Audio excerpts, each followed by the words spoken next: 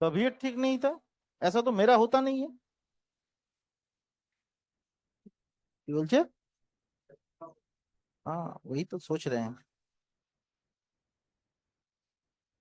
বাবার এর কত ঠান্ডা লাগছে রে, কিরম ভাবে বসে আছি। आज टेम्परेचर तो ज्यादा है, गर्म है। कोलकाता में तो गर्म है रात से। गर्मी तो है ही, मतलब वेदर तो टेम्परेचर बढ़ गया अभी। बंगाल के लोगों का एक प्रॉब्लम है कि जब एक बार पहन लेता है तो लगता है कि वही पहन के रहे, टेम्परेचर 30 होने तक पहनते हैं। और कैटरपिलर की खबर, पढ़ाई वढ़ाई कैसा चल रहा है आपका? हाँ सर, मतलब एग्जाम कब है? सिलेबस क्या है?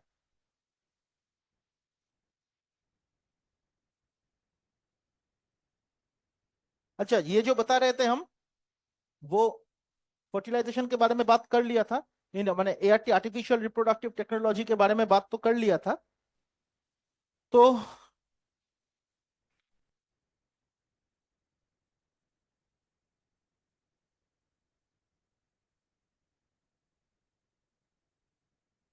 एआरटी के बारे में चर्चा हो रही थी। आर्टिफिशियल रिप्रोडक्टिव टेक्नोलॉजी में मैंने आपको बताया था पिछले दिन, in vitro and in vivo. In vitro fertilization is also called test tube baby programme, है ना? And this is in vivo. ठीक। अब इन विट्रो में मैंने आपको बताया था there are GIFT and IUT and ICSI, whereas in vivo there are gift and AI, artificial insemination. मैंने आपको पिछले दिन एक लाइन बताया था एनसीईआरटी का, वो line is very very important. वो लाइन जनरली हम लोग गिफ्ट, मतलब आई मीन टू से इन विवो कब करते हैं? जनरली इन विवो हम लोग तब करते हैं, एनसीईआरटी में जो लिखा है कि द वुमन माने the mother who can cannot produce the ovum but can provide a suitable environment for implantation। इस कंडीशन में हम लोग क्या करते हैं? इस कंडीशन में हम लोग क्या करते हैं, तो ओवम को कलेक्ट करते हैं। कलेक्ट करके, ओवम नहीं प्रोड्यूस कर सकता है तो बाहर से ओवम लेते हैं, उसको फर्टिलाइज करवाते हैं, मतलब उसको इंसर्ट करते हैं इनटू द मदर, और फिर द फादर फर्टिलाइजेज इट। समझ में आया? इस तरह से हम लोग करते हैं। लेकिन केवल ये ही नहीं है, you can consider the second case as well. जो एनसीईआरटी का लाइन है, देखो एक पैराग्राफ का लास्ट सेंटेंस है, फिर से पर वो लाइन, वो लाइन देख, वो सेकेंड पैराग्राफ का last sentence, also could be used for such transfer, बोलो, to assist those females. Second paragraph last sentence, हाँ, to assist, second paragraph last ना, सॉरी फर्स्ट, ऊपर वाला लास्ट पैराग्राफ, हाँ उसका लास्ट सेंटेंस, हाँ उसका नेक्स्ट पैराग्राफ, सेकेंड पैराग्राफ है वो, उसका last sentence, to assist those females, बोलो, हु कैनॉट कंसीव, माने who can produce the ovum but cannot conceive. उल्टा भी है, दोनों कंडीशन इन विवो है। जनरली हम लोग पहले वाला जो ये वाला कंडीशन है उसको हम लोग गौर करते हैं, लेकिन ये वाला गौर नहीं करते। तो इस कंडीशन में मैंने पिछले दिन ही आपको बताया था, it can be used by the female, माने used for the female who can produce the ovum but cannot conceive. Cannot conceive का मतलब क्या है? कैनॉट इम्प्लांट, माने cannot provide a suitable environment for implantation।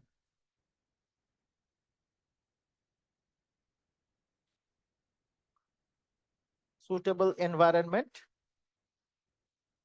for implantation। समझ में आया? ये बहुत इंपॉर्टेंट है बेटा।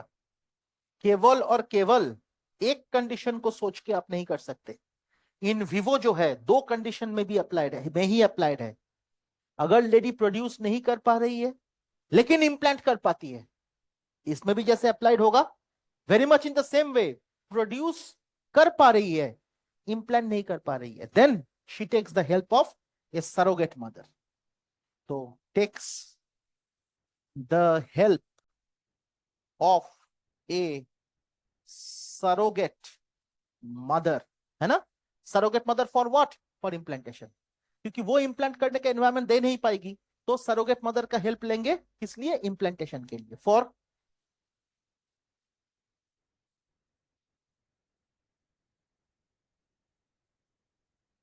तो it takes the help of a surrogate mother for implantation. This is again very very important my dear students. कोई दिक्कत हो गया ना, इसको याद रखना है, ठीक है। चलिए नेक्स्ट। अब हम लोग बात करेंगे, ये हो गया।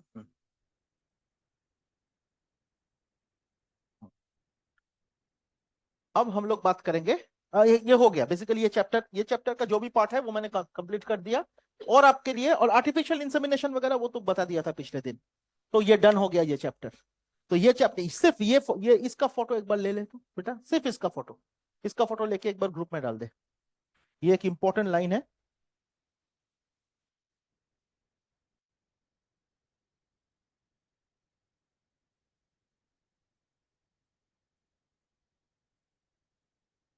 आया फोटो, बस चलो ठीक है, एचडी में भेज दे, कट करके सही करके, ठीक है। चलो, so this is it.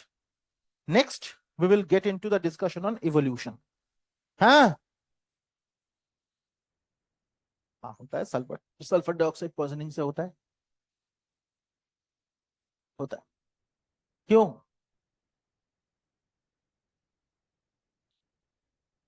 Sulphur dioxide poisoning से होता है। Abortion pills, abortion pills Gossypium, कहां लिखा है एबॉर्शन पिल्स, आ रहा है क्वेश्चन, कहां आया, कहां का, एलन डिजिटल का, कस्टम प्रैक्टिस में, गॉसिपॉल है ऑप्शन में, RU7, RU7 भी है।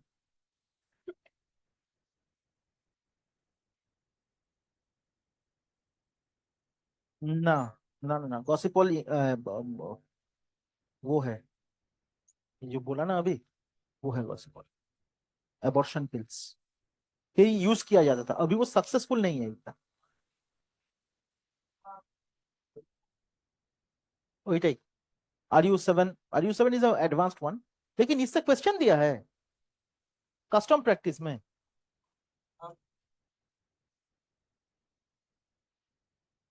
ये क्वेश्चन नहीं आया, ये क्वेश्चन नहीं है, क्यों बोल रहे, आवाज ठीक, चलो डन हो गया। अब हम लोग शुरू करें evolution. To my opinion evolution is the best written chapter in NCERT, और 17 पेजेस में इस लेवल का कंटेंट दुनिया का किसी किताब में नहीं है, best that is written is NCERT. चलो ये चैप्टर शुरू करते हैं।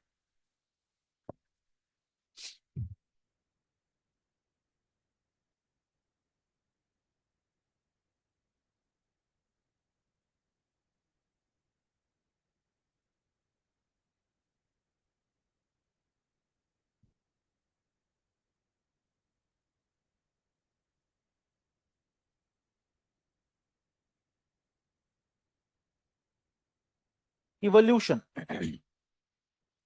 कुछ इंपॉर्टेंट टर्म्स, सबसे पहली बात तो यह है, चैप्टर खोल लीजिए एनसीईआरटी का, पेज नंबर 126 आई गेस, तो उसमें, नहीं तो नया किताब में पेज नंबर 11 को, तो 1110 है, तो होगा। तो ठीक है, तो वो देखिए, इवोल्यूशन, सबसे पहली बात तो ये है, the term was coined by Herbert Spencer। ये जो इवोल्यूशन टर्म है my dear, this was coined by Herbert Spencer.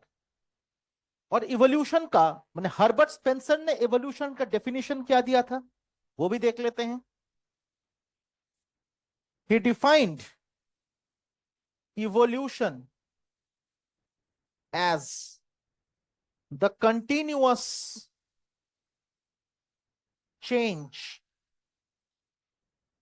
from one form to another। এই চ্যাপ্টারটা আমি ঠিক যেভাবে পড়াবো, the way I will teach this chapter, carry out this chapter, उसको ध्यान से फॉलो कीजिएगा बेटा, और कोशिश कीजिएगा कोई भी क्लास एब्सेंट ना होने का, ठीक है। तो ये जो है, it was coined by Herbert Spencer, and इसका जो ये है, एक सेकेंड,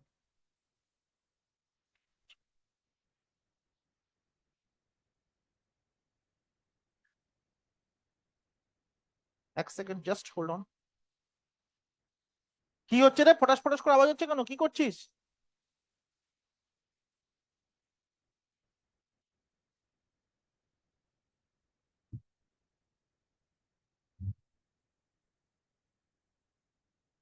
কি হচ্ছে? ये क्या आवाज हो रहा है? ये हो सकता है, हाँ, पेছনে दीवार, दीवार में कुछ हो रहा है,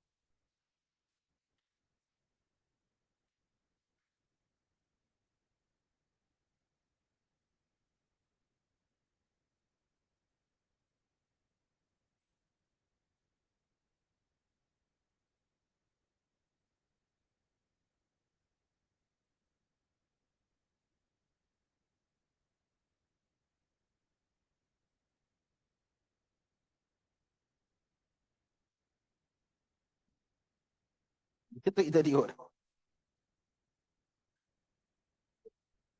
चलो शुरू करें। अच्छा ध्यान दीजिएगा, फोकस कीजिए माय डियर, फोकस कीजिए। So a continuous change from one form to another. Now अगर ये एक स्टेटमेंट है, सपोज इट्स अ स्टेटमेंट, है ना,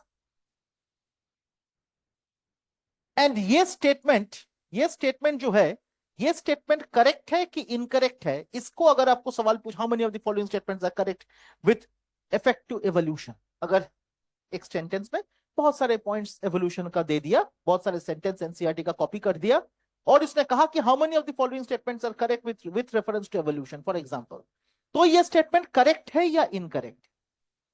ये जो स्टेटमेंट है, because he defined it as a continuous change from one form to another. समझ में आ गया?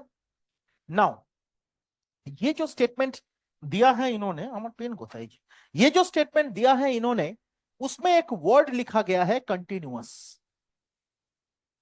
उसमें एक वर्ड लिखा गया है कंटिन्यूअस। सवाल सबसे बड़ा है, जब हर्बर्ट स्पेंसर ने दिया था तब तक उतना डेवलपमेंट नहीं था, लेकिन बाद में जो देखा गया उसमें ये कंटिन्यूअस वर्ड को लेके प्रॉब्लम है।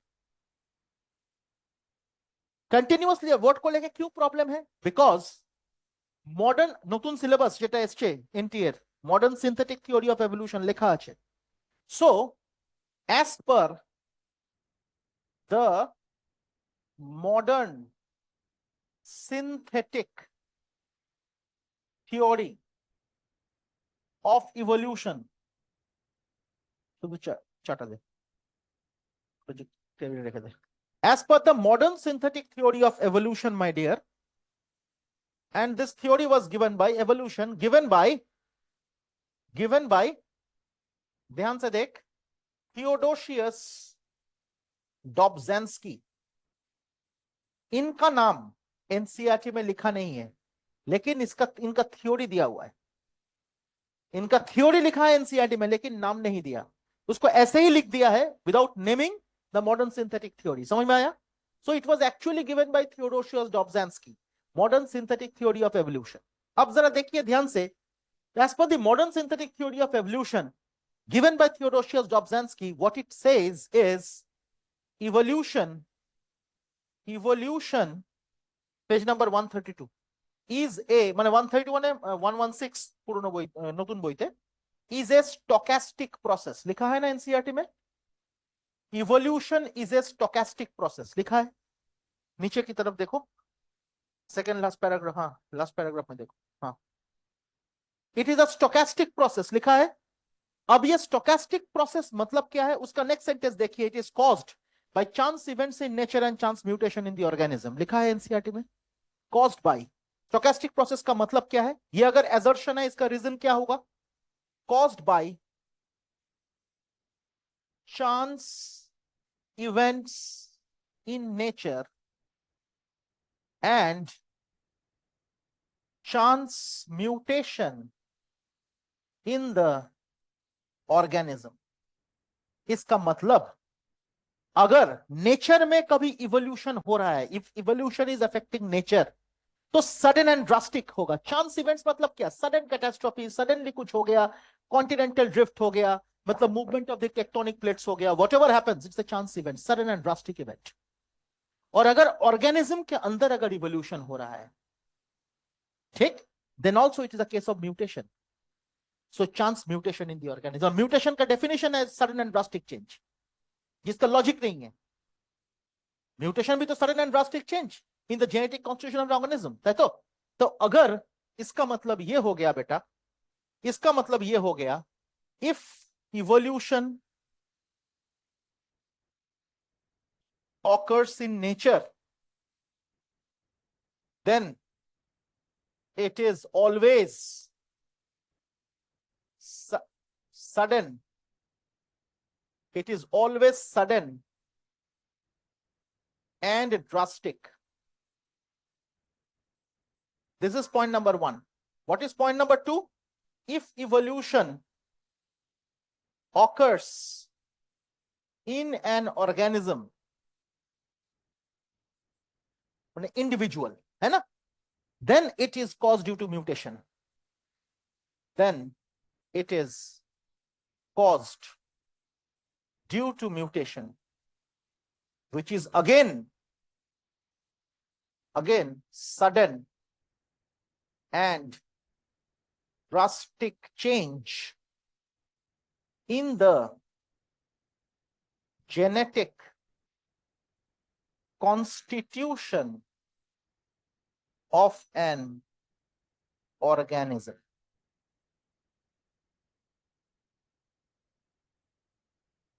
Sudden and drastic change in the genetic constitution of the organism. समझ में आया? So this is the actual modern synthetic theory. तो evolution अगर sudden and drastic है, म्यूटेशन अगर सडन एंड म्यूटेशन अगर है, ये RNA mRNA for example, mRNA में क्या है? Nitrogen bases are placed. Let's consider these are the nitrogen bases, AUGC, AUGC, CUGA, whatever you से।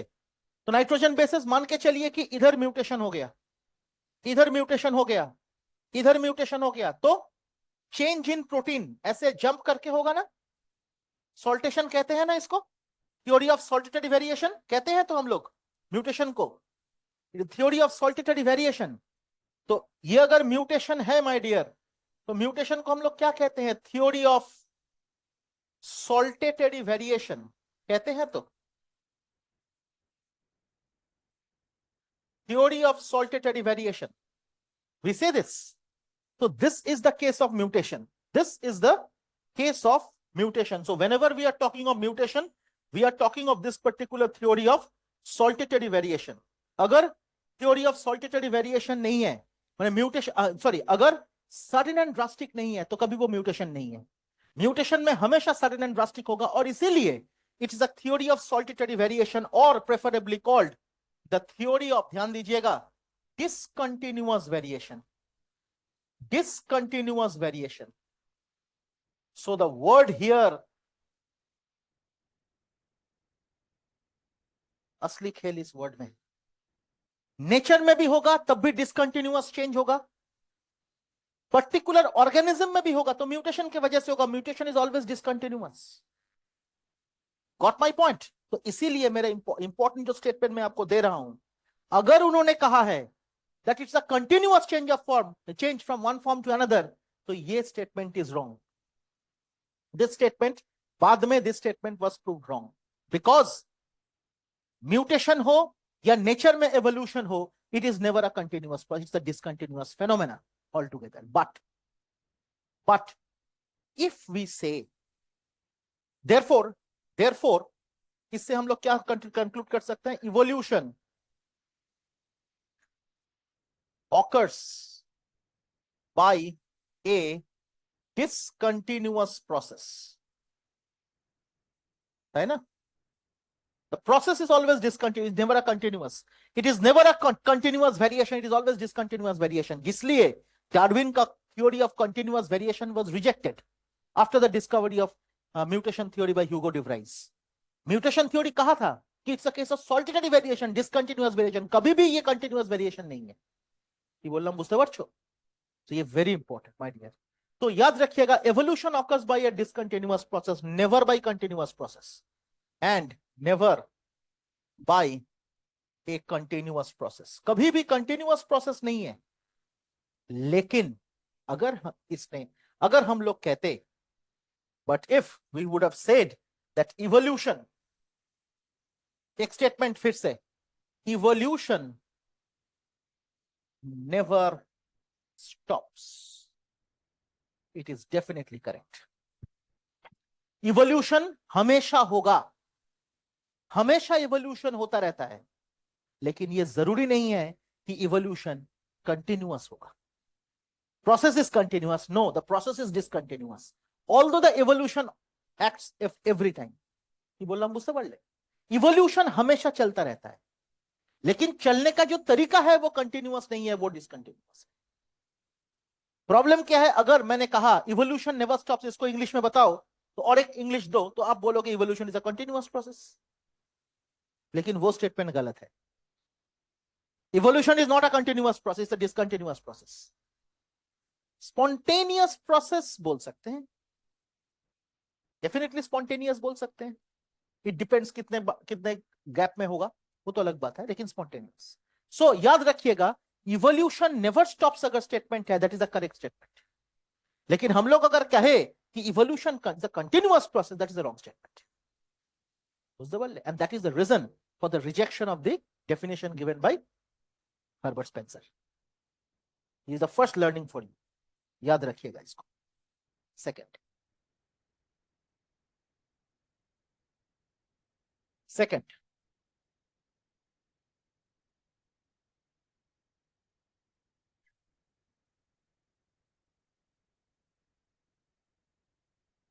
एक स्टेटमेंट और एक देंगे, तो इवोल्यूशन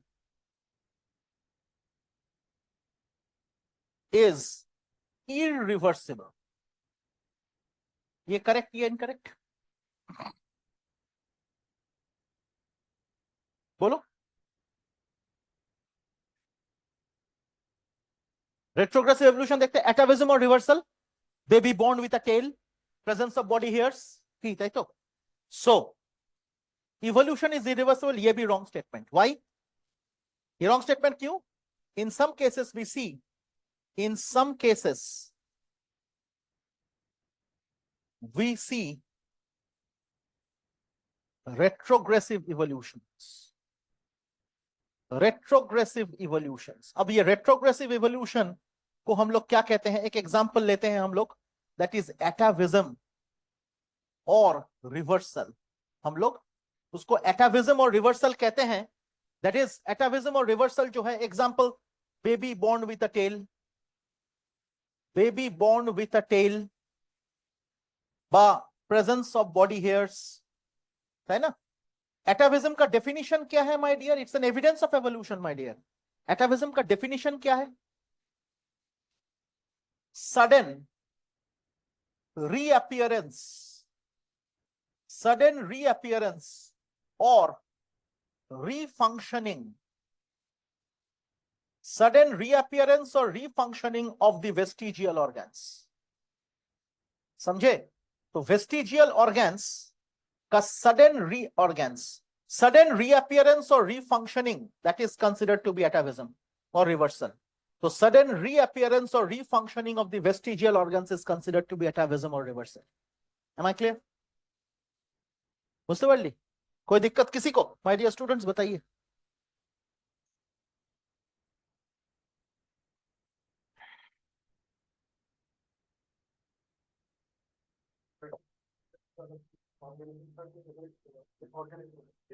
वो एक suitable environment और ज्यादा environment था, कम hostile environment था, तो फिर वो अपने आप को ऐसा डेवलप करेगा कि कम hostile हो जाएगा, survival जैसे दोनों का एग्जाम्पल वो पिछले हुआ होता That is what you are saying, atavism? No, it's not atavism. था बोलो। Thailand था evidence तो Canada small country तो दोनों में कन्वर्ट हो गए, तो वो अपना सर्वाइवल कम कर दिया, तो वो अपना 20 पावर से हम्म। तो evolution. That is a bad effect of evolution. Definitely retrogressive evolution. It is called digressive evolution. उसका definition है ऐसा, least survival capacity due to the loss of some major vital organs. तो surviving skill होने के लिए जो organs का presence होना चाहिए था, due to the course of evolution, वो organ नष्ट हो गया, and therefore survival capacity कम हो गया. वही हुआ है डोडोसिन कहते हैं हम लोग. एक second.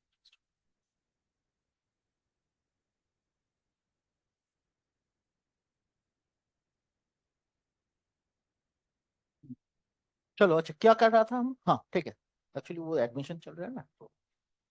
Anyway, can we start? এই শুরু করি? কিরে ইসলামপুর, শুরু করি? বাড়ির দিকে ঠান্ডা পড়েছে? আজকে কেনেত আসেনি, ঠান্ডার লোক আসেনি আজকে. কিরে भुवनेश्वर? हाँ तो इधर ही है ना, भुवनेश्वर जाएगा अभी? अरे भाई कौन फोन कर रहा है? पहले भी किया बैंगलोर से.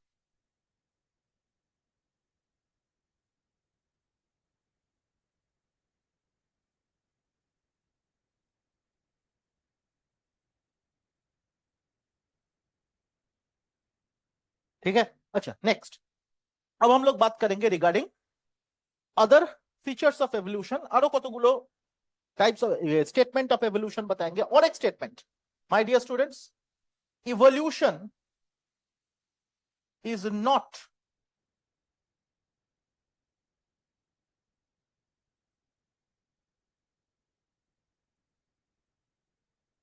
evolution is not a in the sense of determinism ki jano bol sentence ta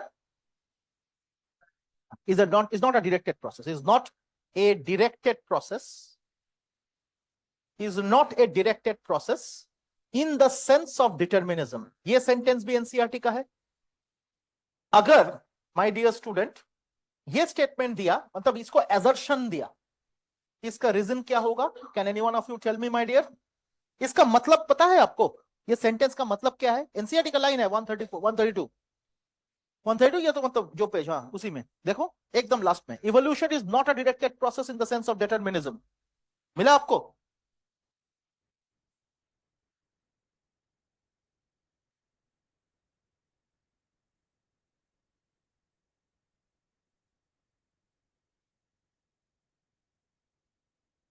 correct. मतलब we cannot predetermine as to which direction evolution will proceed. समझ में आया? हमें पता नहीं है कि वाइटल ऑर्गन लॉस हो जाएगा कि नहीं होगा, कि डेवलप करेगा. So we cannot predetermine as to which direction evolution will proceed. Statement है ये. तो स्टेटमेंट क्या है? We cannot predetermine as to which direction evolution will proceed. ठीक, बहुत इंपॉर्टेंट स्टेटमेंट. ठीक, अब क्या है? अब हम लोग बात करेंगे, दिस इज द प्रेल्यूड. अब हम लोग बात करेंगे ये एवोल्यूशन जो चैप्टर है, दिस चैप्टर हैज 4 डिफरेंट सब यूनिट्स. जरा देखें तो ये इवोल्यूशन चैप्टर में हम लोग क्या क्या चीजें पढ़ेंगे, जरा ध्यान से देखिएगा. Number 1, origin of life. Number 1, it is origin of life. समझे? Number 2, evidences of evolution. Evidences of evolution. और evidences of evolution is the major part of discussion, major part of discussion. And number 3, theories of evolution. Theories of evolution. And let me tell you, मैं पढ़ाते पढ़ाते कभी evidences पढ़ाऊंगा, उसको पढ़ाने के लिए कभी थ्योरीज का हेल्प लूंगा, कभी थ्योरीज पढ़ाऊंगा, उसको समझाने के लिए एवोल्यूशन एविडेंसेस का हेल्प लूंगा. तो this two will go parallelly. Evidences and theories will go parallel. समझे? So, number 4 is the human evolution. Human evolution separately पढ़ेंगे हम लोग, कोई बड़ी बात नहीं. तो इनिशियली शुरू करने के लिए we should start off with origin of life. ठीक है? और origin of life हम लोग शुरू करेंगे तो चलिए हम लोग स्टार्ट करते हैं with the first topic of evolution, that is origin of life.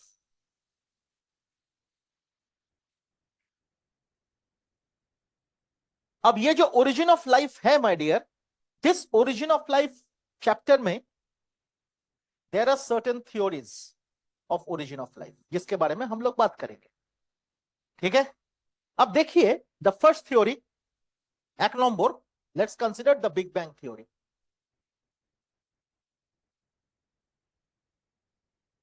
The big bang theory, ठीक, very important theory my dear, very important. Number two, the theory of spontaneous generation. Sorry, my dear.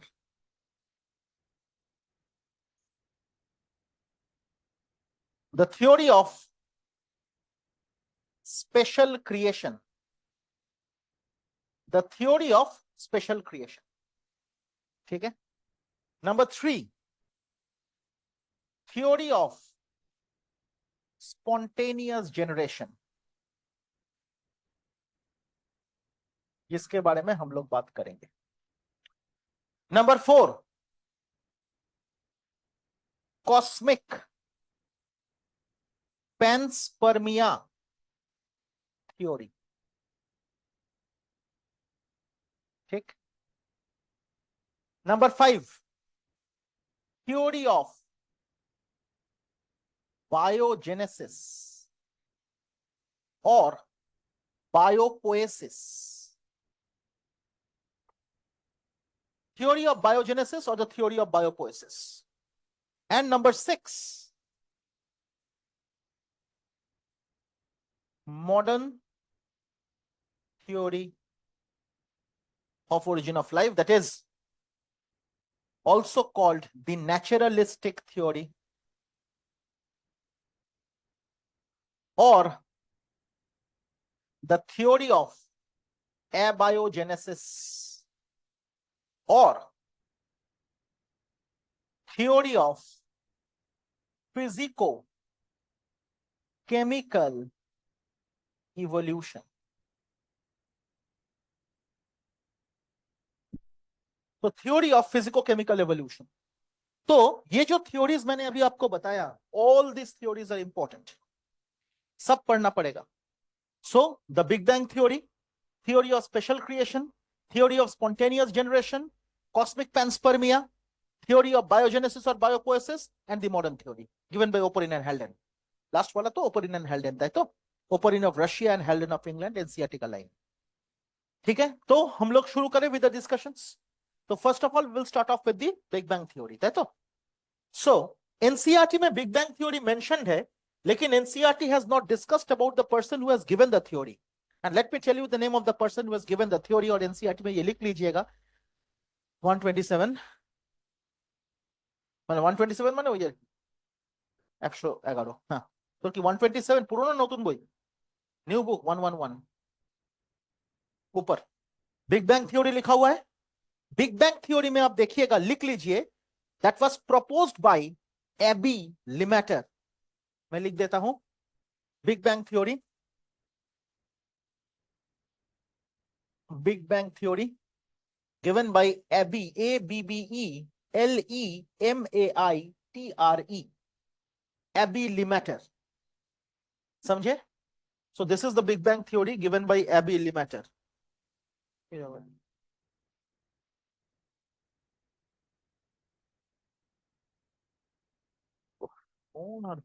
পাগল করে দেবে।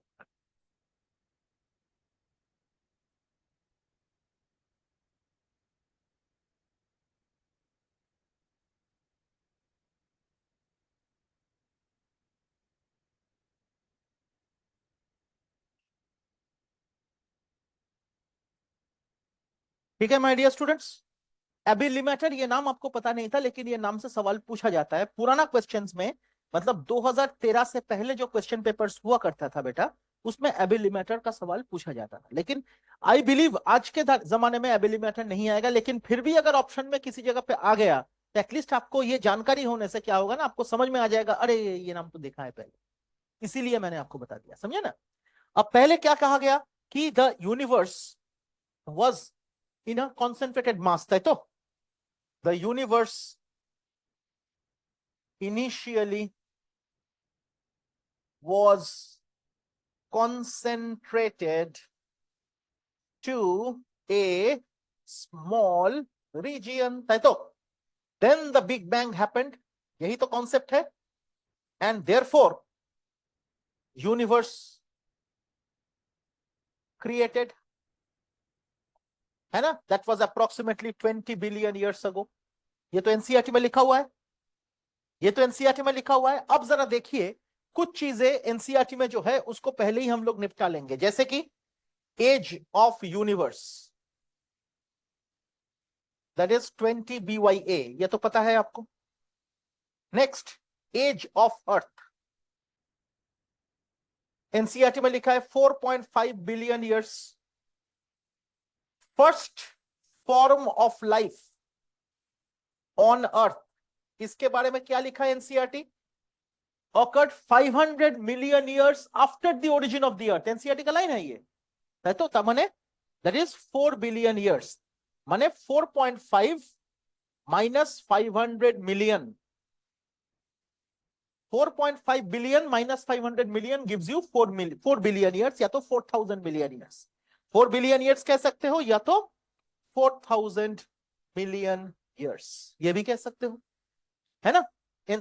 हाँ, any ये NCERT का line है my dear, that first form of life on earth originated 500 million years after the origin of the earth. देख NCERT का line है ना एक, ये इंफॉर्मेशन जो लिख रहा है बेटा, पेन से लिख दिया, एक और चीज लिखना है उसी जगह पे जहां पे तूने लिख दिया, ऊपर जगह था, इंफॉर्मेशन नहीं, उधर उधर लिखना है एक चीज, ठीक है रखो, अभी अभी ठीक है लिख दिया तो लिख लो, लेकिन छोटा करके लिख, समझे ना? जगह तो लिख दो। ठीक है, first form of life on अर्थ हो गया, 4000 मिलियन ईयर्स लिख दिया मैंने, 500 million years after the origin of the earth, clear है? या तो 4 billion years, what ever you से। अब देख, first non cellular form of life on अर्थ, इसमें लिखा है 3 बिलियन ईयर्स, माने 3000 मिलियन ईयर्स, है तो? Next, first cellular form of life on earth that is 2 billion years, या तो 2000 मिलियन ईयर्स। ये सब ये वैल्यूज तो हमेशा याद रखना पड़ेगा, लिखना है तो छोटा छोटा करके लिख, ताकि ठीक है ना? ये हो गया, कौन पता है कुल चीज वहां लिखा चल जाएगा, हाँ ठीक है, ठीक है, कोई दिक्कत? अब हम लोग बात करेंगे, तो यूनिवर्स वाज क्रिएटेड, ये तो हो गया, and the universe is expanding, ever expanding, समझे ना? अब देख, theory of special creation, this is a nonsense, ठीक है? मतलब बेकार का थ्योरी है। First it was air, first it was sky, then it was earth, this was land, then it was water, बेकार का, ठीक है? तो ये सिर्फ नाम पढ़ना है, गिवन बाय फादर सुआरेज, इससे क्वेश्चन नहीं आएगा।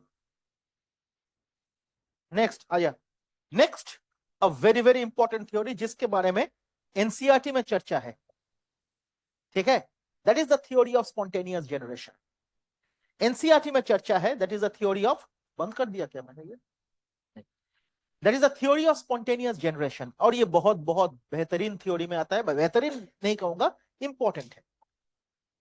तो चलिए डिस्कशन करते हैं theory of spontaneous generation.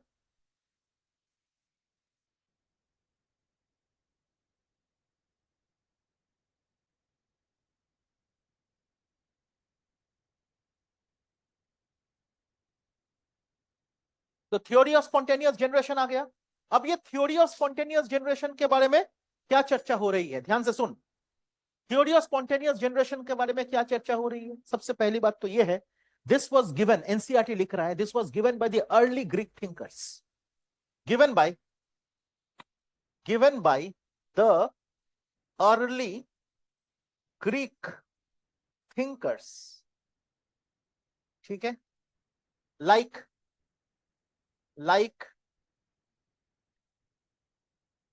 Thales, Plato, Aristotle, Empedocles, etc.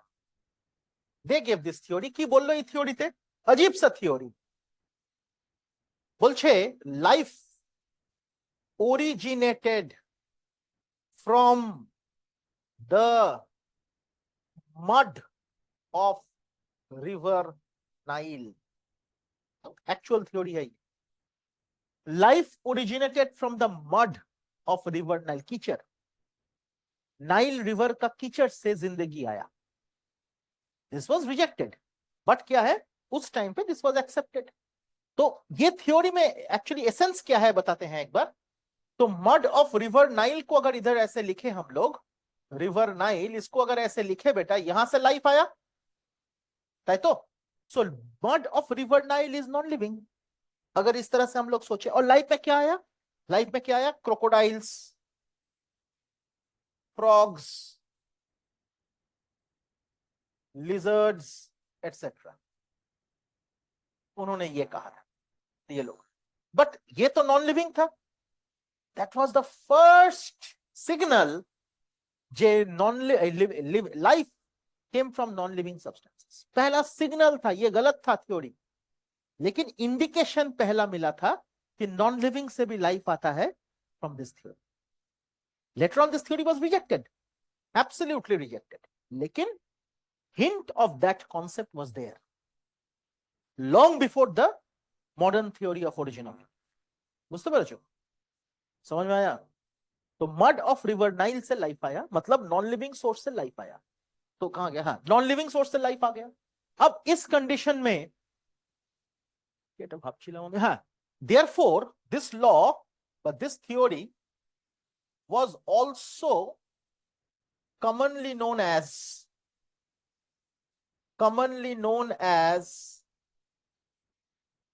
एबायोजेनेटिक theory. देखो एक चीज, थ्योरी ऑफ एबायोजेनेसिस वो अलग है, लेकिन एबायोजेनेटिक थ्योरी इसको कहा जाता था at that point in time. Since abiogenetic मतलब क्या? लाइफ नॉन लिविंग सब्सटेंस से आया। एबायोजेनेसिस थ्योरी जो मॉडर्न थ्योरी है ओपर इन हेल्डेन का, उसको भी तो एबायोजेनेटिक थ्योरी क्या है, थ्योरी ऑफ एबायोजेनेसिस कहा जाता है। लेकिन एबायोजेनेटिक theory, this was designated to theory of spontaneous generation. बुझते पारले मैं की बोललाम? But this was rejected later on. अब क्या है? Cosmic panspermia theory. अब ये जो थ्योरी है एनसीईआरटी लिख रहा है, this was also given by early Greek thinkers. This was actually given by Arrhenius, given by, हालांकि वो भी ग्रीक थिंकर ही है, लेकिन Arrhenius. And they said that spores, NCERT में लिखा हुआ है, spores move around in different regions of the space. उनमें से कोई एक स्पोर अर्थ में आया, वहां से लाइफ आया। तो स्पोर्ट्स दैट कॉल्ड द पैंस्पर्मिया था। तो sports moved around in the universe. These spores are called panspermia.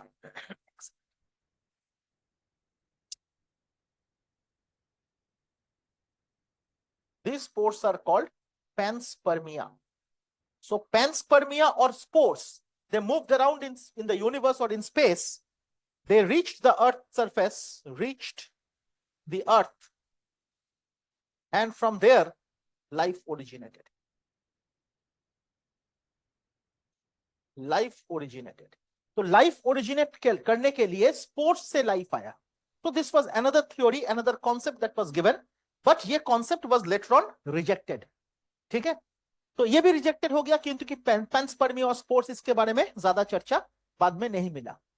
जो दो थ्योरी जिसके ऊपर सबसे ज्यादा चर्चे हुए, that was the theory of biogenesis and the theory modern theory. इन दोनों को लेके ही सबसे ज्यादा मारपिटाई हुआ है। ठीक है ना? तो हम लोग ये हो गया ना, इसका फोटो ले लीजिए एक बार, इसके बाद हम लोग चर्चा शुरू करेंगे। बाप रे,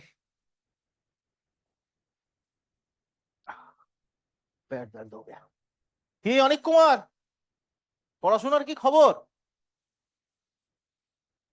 দুটো চ্যাপ্টার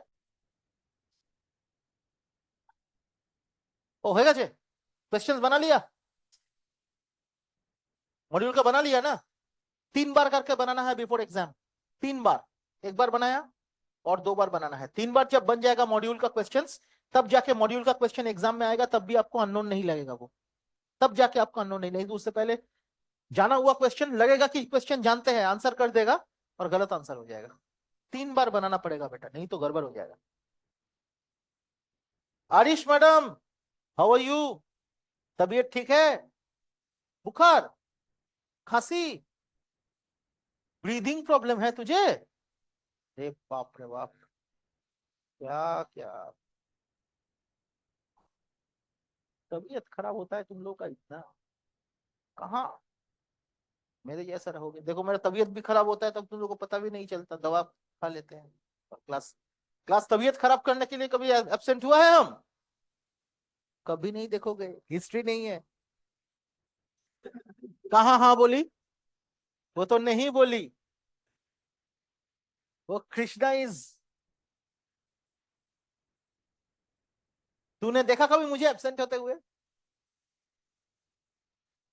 क्लास नहीं लिया ये हो सकता है लेकिन इसका मतलब ये नहीं कि तबीयत खराब के लिए एब्सेंट है कुछ काम के लिए সব বলছে অনেক কুমার বল দেখি হ্যাঁ অনেক আগে আমাকে দেখলেই ঢুকতো না আমার একটা ডাউট কাউন্টারে আমি যখন বসতাম অনেক ঢুকতো না অনেক ভাগ ज्यादा था है ना उस टाइम पे सोचता था जैसे ही मैं घुसता था ये लोग डिस्कस करता रहता था आ गया सबका दुश्मन दुश्मन को ब्रैकेट ले लो चल শুরু করে কি ক্যাটারপিলার সব ঠিক আছে পাতা টাতা খাচ্ছিস ठंडा लग रहा है तुम लोगों को ना पता है मुझे फैन को बंद कर टेम्परेचर नहीं घटाया लेकिन फैन को बंद कर टेम्परेचर घटाएंगे तो हम भी मर जाएंगे ওই দেখো হাসছে কেন কিছু একটা বলেছিস তুই না जरूर बोला होगा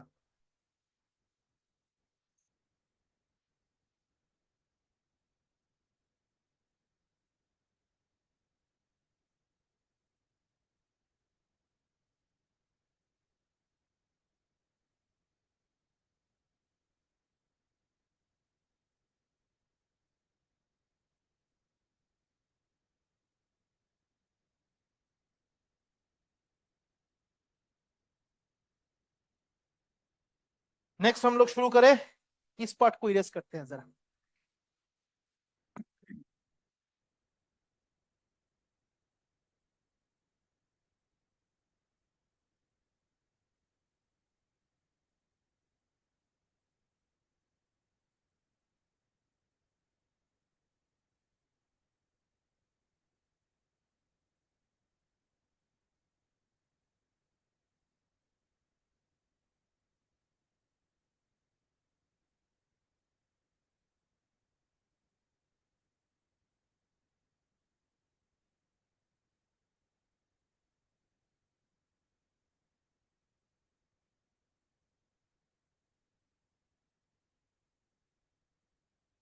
अब हम लोग बात करेंगे रिगार्डिंग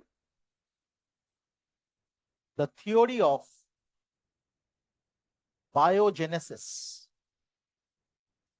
और बायोपोएसिस POEISIS this theory was given by experimentally proved by Louis Pasteur so this was experimentally proved by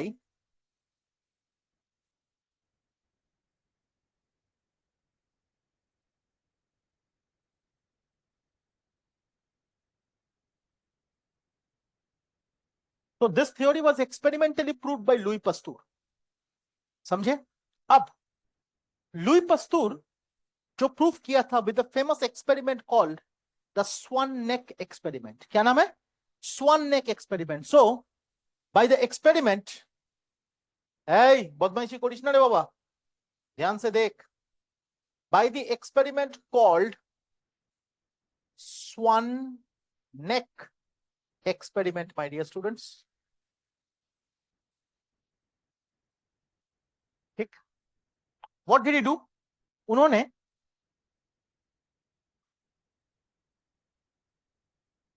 this was the shape of the flask. This was the shape of the flask, है ना?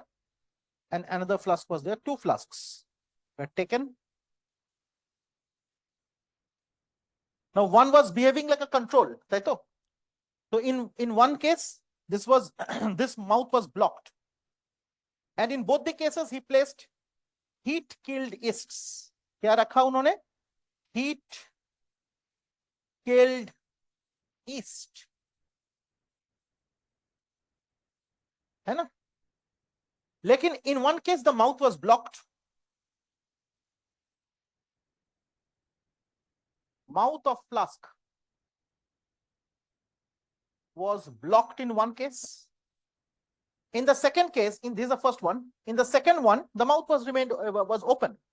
So what happened was, what was found, that here the yeast got degenerated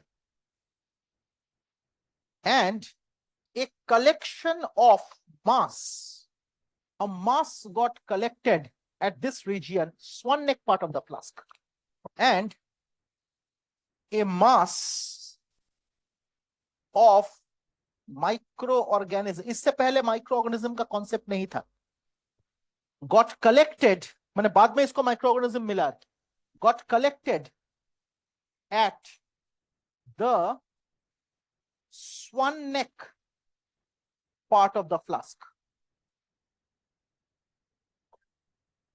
ये शरीर खराब है, देखो तबीयत इतना खराब है तुम लोगों का. The yeast got degenerated and a mass of microorganisms got collected in the swan neck part of the flask. So this was the mass of microorganisms.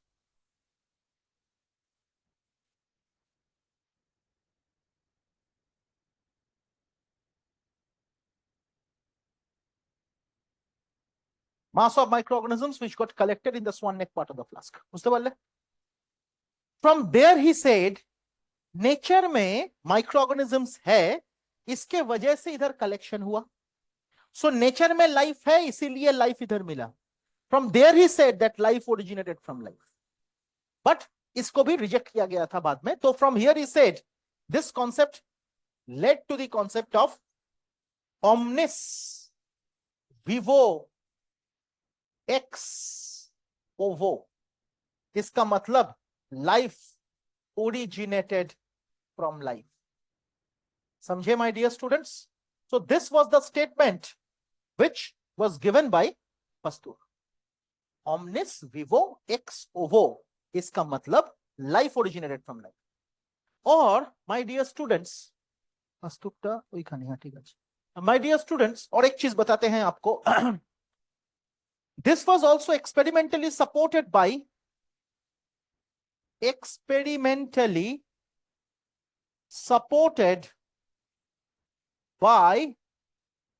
Francisco Reddy. ये एनसीईआरटी में नहीं है. इन्होंने क्या किया था? बेलजार एक्सपेरिमेंट करा था. बेलजार ये एनसीईआरटी में नहीं है. He did a Bell-jar experiment by the Bell-jar experiment. समझे? और उसमें उन्होंने क्या किया था? इधर क्या रखा था? मीट.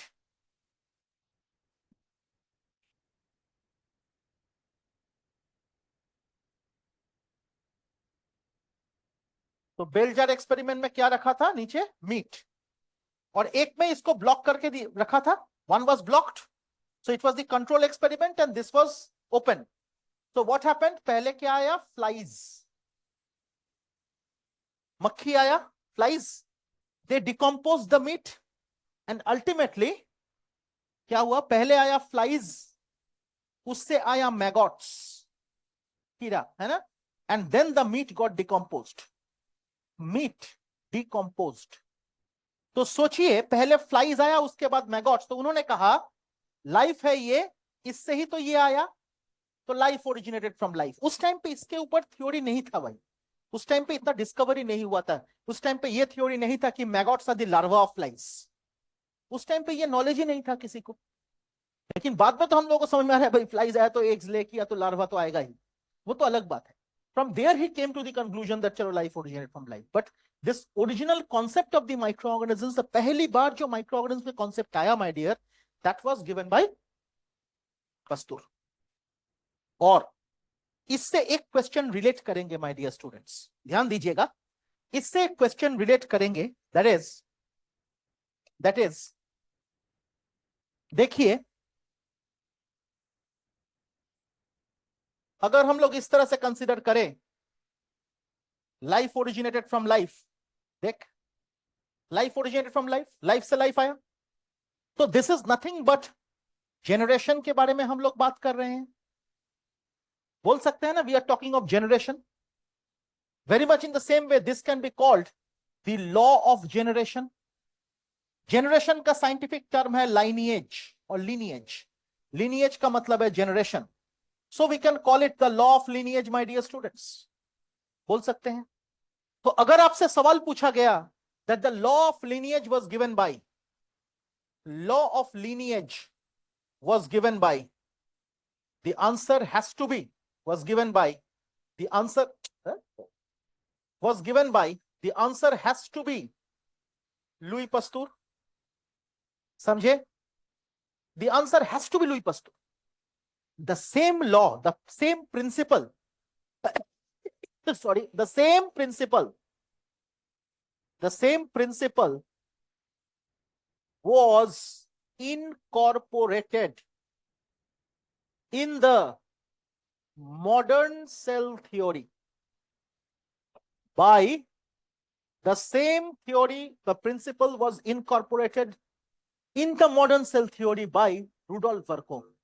Rudolf Virchow है ना, वर्चाउ जो भी कहते हो, Rudolf Virchow है ना, he incorporated the same theory of Louis Pasteur in the modern cell theory and he said that omnis cellula e cellula, ये तो एनसीईआरटी में भी लिखा हुआ है 126, तो omnis cellula e cellula, तो omnis cellula e cellula मतलब all cells arise from pre-existing cells, इसका मतलब हो गया all cells arise from pre-existing cells, all cells arise from pre-existing cells, this is the version of cell theory which was originally given by Pasteur।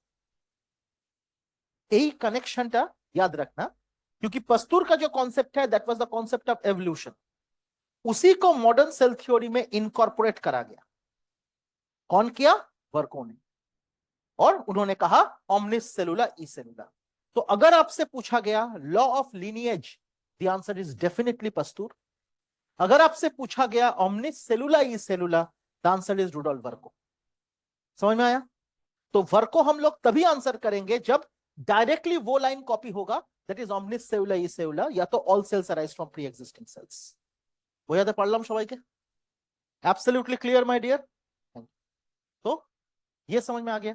तो ये जो theory of biogenesis और बायोपोएसिस है, theory of biogenesis को लेके, और ये biogenesis जब आया सब थ्योरी को रिजेक्ट कर दिया इन्होंने, and that point in time Pasteur was like a god, इस तरह का उनका डिस्कवरी था। लेकिन बाद में देखा गया कि वो discovery was not sufficient to answer everything, और इसीलिए the modern theory of origin of life came into existence. नहीं तो modern theory of origin of life, या तो इसको नेचुरलिस्टिक थ्योरी को कहा गया बाद, theory of physico chemical evolution, इसका रीजन है वो बताएंगे आपको। तो उसको नेचुरलिस्टिक थ्योरी कहा गया, because in nature the modern theory of origin of life gets validated, that actually rejected the Pasteur's concept. समझे? पस्तूर रिजेक्ट किए बाकी सब कॉन्सेप्ट्स को, और पस्तूर को रिजेक्ट किया द मॉडर्न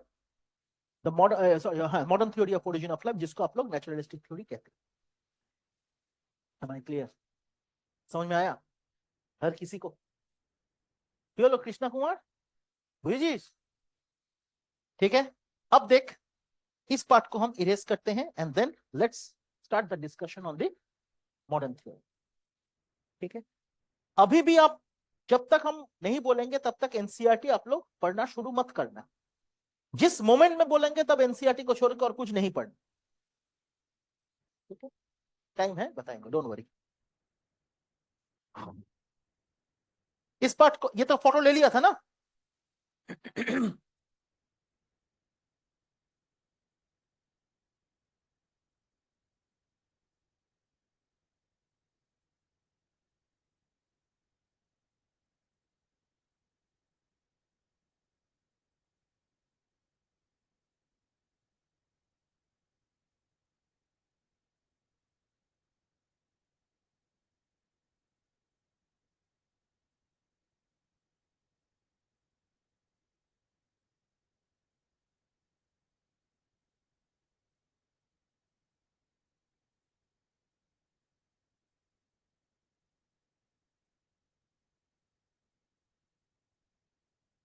अगर मॉडर्न थ्योरी के बारे में हम लोग बात करें माय डियर स्टूडेंट्स, तो modern theory of origin of life क्या कहता है?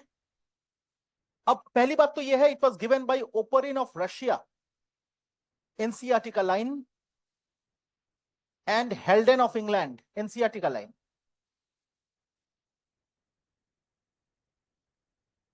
हेल्डेन का पूरा नाम जेबीएस, ओपरिन का पूरा नाम मार्केट में मिलता नहीं है और मुझे पता भी नहीं। तो Oparin of Russia and Haldane of England, तो ये याद रखिएगा, है ना। अब इन दोनों ने दिया था, और इसमें क्या कहा था इन लोगों ने, ध्यान दीजिएगा। It was also called the naturalistic theory और the theory of physico-chemical evolution. अब why it was called the theory of physico-chemical evolution? Because they said that the origin of earth, there were two forms of evolution. There were, ध्यान दीजिएगा, there were two forms of evolution during origin of life. The origin of life. And two forms of evolution क्या क्या है? Number one, but number A, it was a chemical evolution. And from chemical evolution originated number B, which is nothing but biological evolution. So first it was a case of chemical evolution. From the chemical evolution there originated biological evolution. समझ में आ गया? So there were two, caterpillar তুই কোন জগতে আছিস, কি ভাবতে শুরু করেছিস? So there were two forms of evolution, my dear. Number one, it was a chemical evolution. From chemical evolution originated biological evolution. Clear? That was given by Oparin and Haldane. अब ध्यान से सुनिए, ये ना बोलूं उठा के देखिए भूलेगा। हाँ, हम्म। सो इससे एक लाइन है माय डियर, एनसीईआरटी का लाइन है 135 आई गेस, नहीं तो 119 आपके नया किताब में शायद। हाँ, तो उसमें देख सेकंड पैराग्राफ में लिखा है, इज एवोल्यूशन अ प्रोसेस और रिजल्ट ऑफ अ प्रोसेस। अच्छे, इज एवोल्यूशन अ प्रोसेस और रिजल्ट ऑफ अ प्रोसेस। अगर इवोल्यूशन ऑफ अर्थ के बारे में बात करोगे then it is a process, and Darwinian theory of evolution के बारे में बात करोगे तो it's result of a process. Because Darwinian theory of evolution was actually speaking of evolution in an organism. एक ऑर्गेनिज्म में एवोल्यूशन के बारे में बात कर रहा था डार्विन, है ना। लेकिन नेचर का जो एवोल्यूशन है, ओरिजिन माने एवोल्यूशन ऑफ द अर्थ, ये तो एवोल्यूशन ऑफ द अर्थ ही है, ये तो एवोल्यूशन ऑफ द अर्थ ही है। So it is a process. समझे? समझे? और अगर इंडिविजुअल में इवोल्यूशन हो रहा है that is the result of a process, क्योंकि ये होगा उसके बाद ही तो इंडिविजुअल में इफेक्ट करेगा। पहले इंडिविजुअल आएगा, उसके बाद इंडिविजुअल पे इफेक्ट करेगा, इंडिविजुअल में चेंजेस आएंगे। Got my point? So is evolution a process or result of a process? So when we are talking of the evolution of the earth, it is a process. When we are talking of the Darwinian theory of evolution, then it's a result of a process. Am I clear? ध्यान दीजिएगा। So from here, this shows that in the evolution of earth, that the evolution of the earth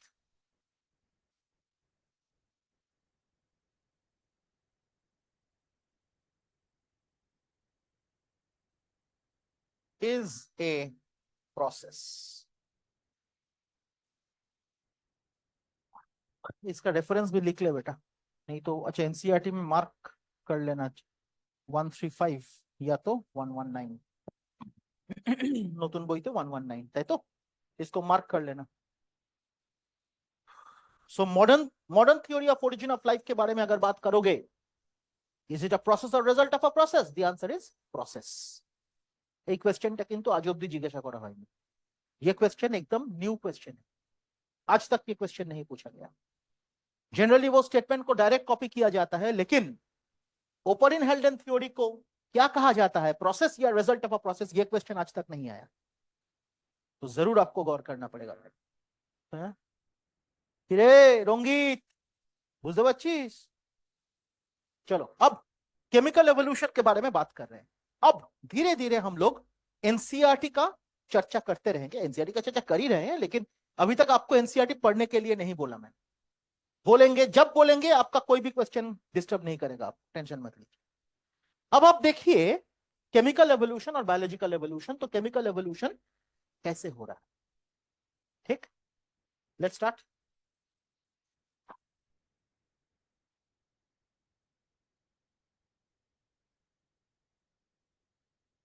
अब ये chemical evolution जो है, इसके कई सारे phases है, उसमें नंबर ए तो इधर, और उसमें नंबर 1 केमिकल एवोल्यूशन में फर्स्ट ऑफ ऑल आएगा एटॉमिक स्टेट, जिसके बारे में एनसीईआरटी ने नहीं लिखा है, लेकिन हम लोगों को पढ़ना पड़ेगा, without this we can not proceed. बुझते पारली कैटरपिलर? उम्मे मैडम कुछ समझ में आ रहा है? देखिए बाबा,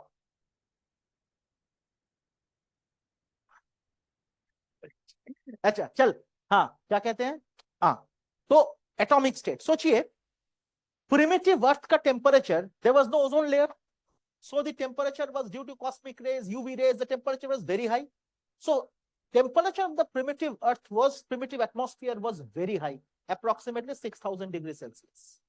So primitive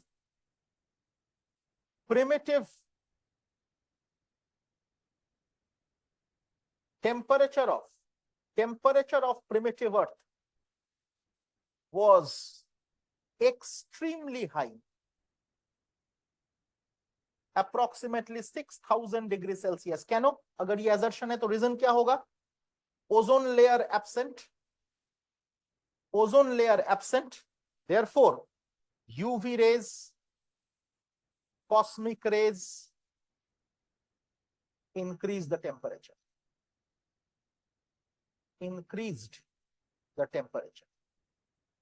ठीक, कोई दिक्कत? assertion रीजनिंग हो गया। जिनिस बोलबो, दैट इज वेरी इंपॉर्टेंट, एक assertion देंगे, रीजन देंगे जो आज तक ये क्वेश्चन नहीं बना, और एनसीईआरटी से देंगे, देख, अच्छा रुक जा, हाँ तो therefore then the elements were scattered in the atmosphere।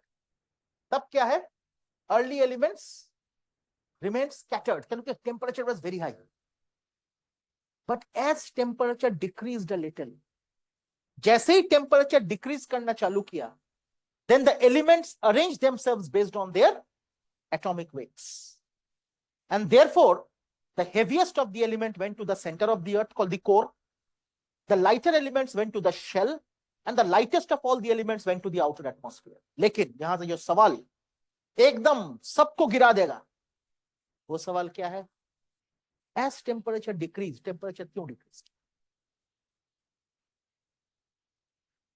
उस टाइम पे टेम्परेचर डिक्रीज बोल, मॉडर्न टाइम नहीं। अगर मॉडर्न टाइम पे टेम्परेचर डिक्रीज बोलोगे तो ओजोन लेयर आएगा, उस टाइम पे ओजोन लेयर बना नहीं था, तब टेम्परेचर कैसे डिक्रीज करेगा? इसका आंसर एनसीईआरटी में है, बोल सकता है कोई भी विदाउट लुकिंग इनटू एनसीईआरटी, कहां है वो भी तो समझेगा नहीं। बोले ना रे भाई, तो सब बोले तो हो ही जेतो, म्यूट योर्स, ज्ञान दी, मुझे एनसीईआरटी चाहिए, एनसीईआरटी में है,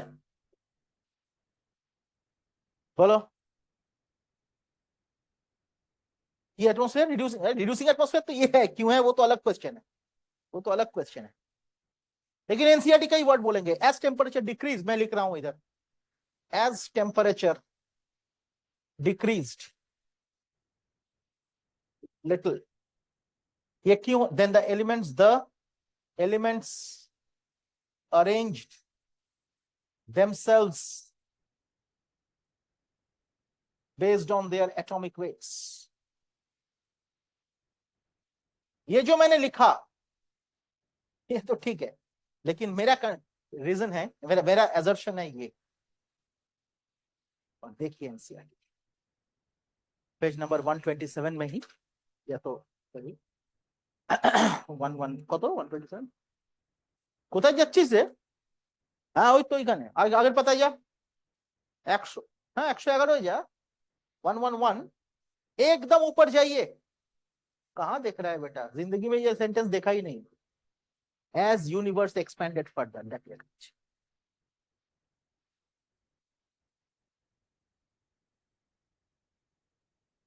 ज्ञान दियो ना बाबा, एग्जाम का क्वेश्चन है, आज तक ये सवाल नहीं पूछा गया,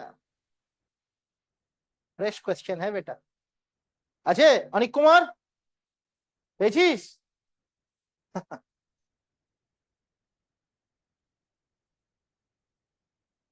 लोग नजरअंदाज कर देते हैं ये सेंटेंस, सबने किया है। ऐसे 26 लाख बच्चे हैं, रिजल्ट टॉप लोग ही करेगा, तो दिखा दिया आपको। एज यूनिवर्स एक्सपेंडेड फर्दर, इसका रीजन होगा यूनिवर्स एक्सपेंशन। समझे? Am I clear? Fresh question है। And based on their atomic weights, the heaviest of the element went to the core. The lighter elements went to the shell. तो ये है core, heaviest element चला जाएगा. Lighter elements like sodium, magnesium, calcium, copper, silicon, aluminium, ये जाएगा shell. This is the shell. And the lightest of the element went to the outer atmosphere. So this is the outer atmosphere. This is the outer atmosphere. Lightest element मतलब nitrogen, oxygen, hydrogen, carbon, nitrogen, oxygen, hydrogen, carbon. So the lightest of the element went to the outer atmosphere. वो क्या करेगा वो हम लोग कल के class में बताएंगे। समझ में आया? Whatever we discussed today, शुरू हुआ एवोल्यूशन डिस्कशन, तो बहुत सारी चीजें बचाएं, सब करेंगे हम लोग discussion. And this is called atomic state. इसके बाद वाला जो टॉपिक आएगा, that is formation of the early I'm sorry, formation of the early molecules. इसके बाद वाला जो आएगा, number 2, formation of early molecules. And बोले दी, the elements of the outer atmosphere started combining among themselves. The elements of the outer atmosphere started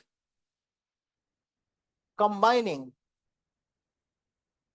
among themselves. The elements of the outer atmosphere started combining among themselves to form, क्या बना? सबसे पहले बना methane, फिर बना ammonia, फिर बना water in the form of superheated steam, क्योंकि टेम्परेचर बहुत ज्यादा था। फिर बना ऑक्साइड्स ऑफ कार्बन, फिर बना हाइड्रोजन साइनाइड। एतोगुलो लेखा থাকে ना, एनसीईआरटी में इतने सारे नहीं है, लेकिन मीथेन, अमोनिया, ये तो एंड वाटर डेफिनेटली। समझे? तो this was the formation of early molecules. कितना तक कर दिया? ये सीक्वेंस बना दिया, ये सीक्वेंस याद रखिए।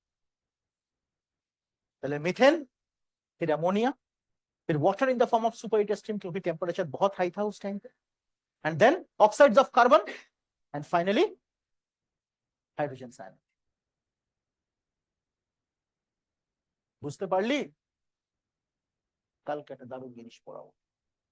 ওই তোকে বলছিলাম না ওখানে লিখিস না, একটা জায়গাটা ফাঁকা রাখ, বলছিলাম না, कल बताए।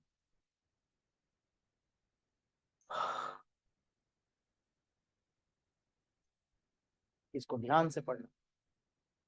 और हाँ, कल तो ये कंप्लीट हो जाएगा, ओरिजिन ऑफ लाइफ होपफुली कल कंप्लीट हो जाएगा। कल कंप्लीट होने के बाद तब ये पेज पूरा पढ़ना, और पढ़ोगे तो कोई भी चीज आपको दिक्कत नहीं करेगी। नहीं तो बहुत कंफ्यूजिंग है इनिशियल पार्ट, पहले 20-25 लाइन जो है बहुत कंफ्यूजिंग, उसको सही से हम लोगों को डेसिफर करना पड़ेगा। बाद में देखोगे इतना मेहनत करने के बाद जब पढ़ोगे at the end of origin of life, आप देखोगे this were conjecture theory NCERT में लिखा हुआ, तो लेकिन पढ़ना तो पड़ेगा even if it is a conjecture. ये भुवनेश्वर, पढ़ना है इसको ध्यान से, ठीक। अभी अभी इसी को पढ़ना जो मैंने लिखाया अभी, एनसीईआरटी मत पढ़, जब मैं बोलूंगा तब पढ़, तब कोई टेंशन नहीं रहेगा। चलो, थैंक यू।